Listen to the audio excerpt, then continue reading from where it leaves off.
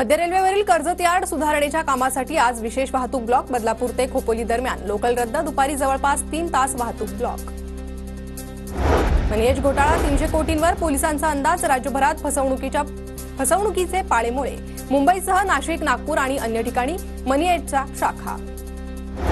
छत्रपती शिवाजी महाराज आंतरराष्ट्रीय विमानतळावरून प्रवास करणाऱ्या प्रवाशांच्या संख्येत मोठी वाढ, 2024 वर्षात 5 कोटींहून अधिक प्रवाशांचा हवाई प्रवास।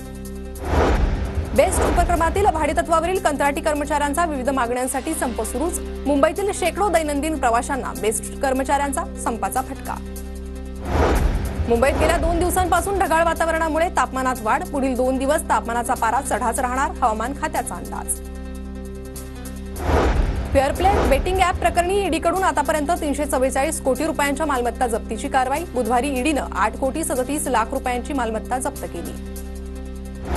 अन्न आणि औषध प्रशासनाकडून दुधात भेसळ करणाऱ्यांविरोधात मोहीम, विविध ठिकाणाहून दुधाचे 1062 नमुने घेतले, नामांकित कंपन्यांच्या दुधाचे 680 आणि सुट्या दुधाचे 382 नमुन्यांचा समावेश।